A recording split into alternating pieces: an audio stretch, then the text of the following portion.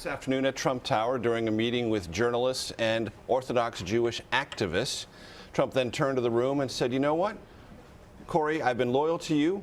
You should tell everyone in this room I've been loyal to you. But then he said, you know, he hasn't been as effective as he could have been the last couple of months. Wow. So loyalty runs in a couple of different directions. Yeah, okay, so let me ask you about that, Major. You know, it's so interesting. You sort of face this tug of war, right, inside the campaign. I guess very real one. Yeah, and explain to our viewers now this background that's been happening. What is his role here going forward, Corey Lewandowski? It's substantial, but not nearly as substantial as it once was. It is a diminished role, and Corey Lewandowski, basically hour by hour, is fighting to keep as much of the centrality that he once enjoyed within the Trump universe. And look, most voters don't care about internal campaign intrigue, and Trump voters care less than any other kind of voters. What they care about is Trump's message, and what he's going to do for the country, and that's why they support him. And they don't really care about all this high dungeon within a campaign. But it does matter because you talk to Trump supporters and anyone who evaluates a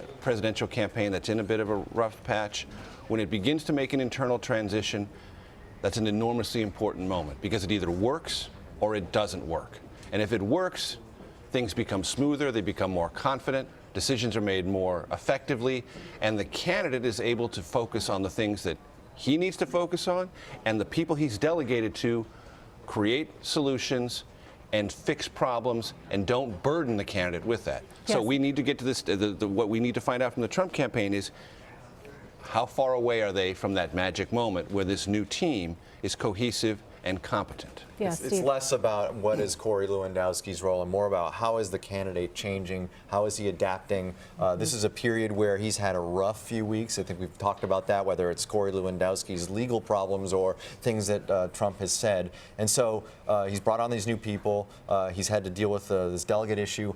Watching all that, the political part is how does Trump handle this? How does his campaign handle these issues? And is he able to pivot into being really a more professional candidate? I think that's one of the issues that people have seen with Trump is this sort of freewheeling candidacy, which has worked for him for a while, I think got him into a bit of trouble over the last few weeks. So let me just try to describe what things were before Paul Manafort stepped in. He's the convention manager. That's his official title. His portfolio is enlarging by the day.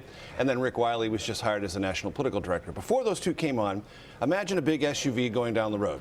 Trump's in one seat, and Corey Lewandowski is right next to him. Okay, and Corey's on his cell phone the whole time. They're looking out the windows, Trump's looking out the window, but Corey's on the phone all the time. And he's running the schedule. He's running the advertising. He's running the messaging. He's running delegate acquisition. He's talking to staffers who are going to be hired or moved from one primary state to another. All of that and everything else was essentially under his power umbrella. And people loyal to Trump said, that can't last. He's overworked. And he's making he's not making decisions or his judgment is getting tested. He's getting worn out. The campaign needs more eyeballs, more hands, more people rowing, more people doing and creating. One serious issue. This campaign still doesn't have a budget. No doesn't budget. have a budget. No budget. Because Trump has not committed to exactly what he's going to spend or loan his campaign, or if they're going to make a move. As many Republicans who look at Trump and say, I could get on that bandwagon, they like to raise money for him. There's a whole infrastructure waiting on the sidelines, but they haven't made that crucial decision. Is it all Trump? Is it Trump and partially some money? And what's your budget? Well, how do you put together a national campaign if you don't even have a budget? Yeah. These are issues that need to be wrestled with. At the same time, I remember, Major, you were in that room when I think Donald Trump had Corey Lewandowski just off to the right? This was when there was I think this was the moment when there were the allegations against Corey Lewandowski were first surfacing. And he made it a point to have Corey Lewandowski at his, there it is, at his side. And he even acknowledged and said, you know, he basically said, good job, or standing by this guy, essentially a show of support. So what has changed here? You know, what's the difference between then, that's not that long ago, and now? So I had an interesting conversation with someone very close to the Trump operation who said, you know, if Trump had won Wisconsin, Corey would have won too. Interesting. It was Wisconsin. But the Wisconsin loss changed Trump's orientation to this question that had been raised before about the organizational coherence of his campaign. And I've been told that his two children, Eric and Ivanka, have been talking about this with him for a good long while and counseling him to think differently about it. And that was another one of the elements of what eventually led him to land on Paul Manafort and to also enlarge the campaign structure. To they bring in don't have others. faith in Lewandowski, or they don't support Lewandowski? It's not only a question of faith, because you can't look at Corey Lewandowski and say, well, you failed because your candidate won New Hampshire, won South Carolina, won Florida, North Carolina, Georgia, Missouri, Illinois. That's not failure. That's not failure at all.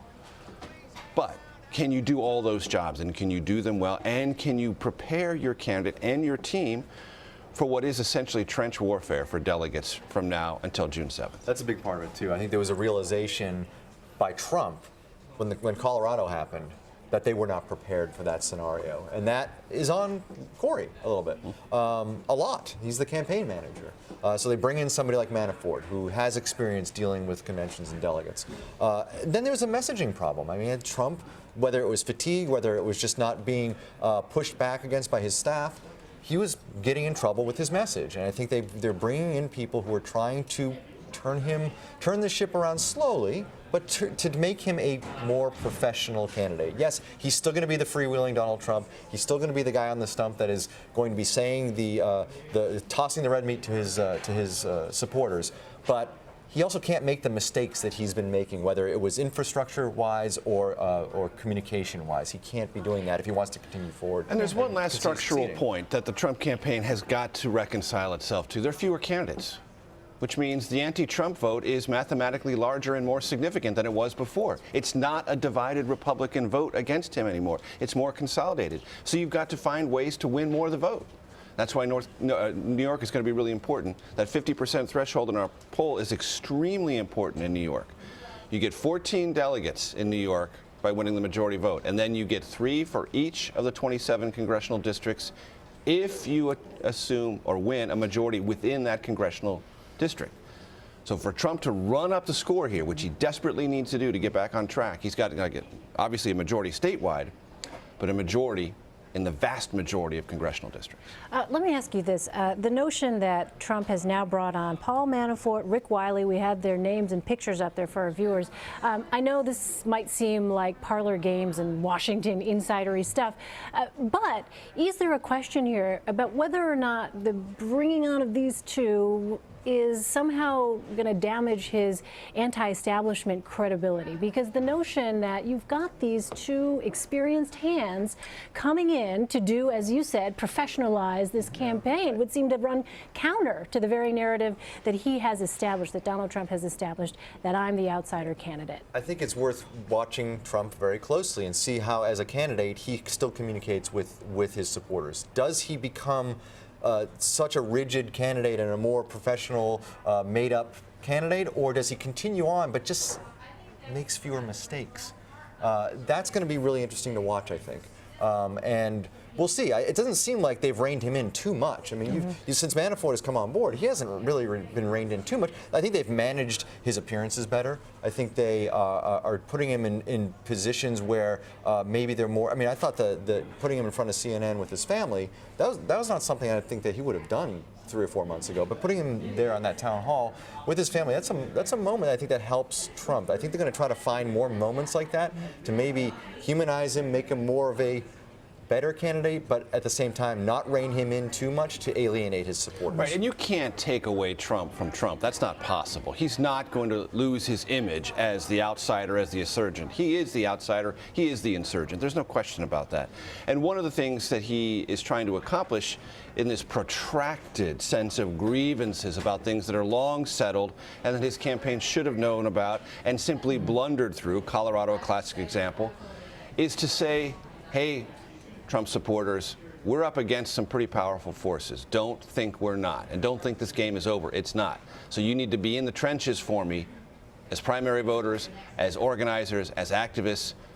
It's kind of a small level clarion call to Trump supporters to stay mobilized. Right. And if you don't think that Manafort is behind this idea of calling Colorado rigged, I mean, this is a professional guy telling Trump how to communicate as an outsider to his supporters. And I think what they're doing is they're setting up a fight after June 7th if Trump is not does not have a majority of the delegates, to basically suggest to Republican voters that this system is set up to shove Trump out the door. Can't wait to see how it all develops. Major Garrett and Steve Chaggaris, it's great to have both of you here in person. I hope you come back. Anytime. We're fun here, aren't we, Major? Anytime. Okay.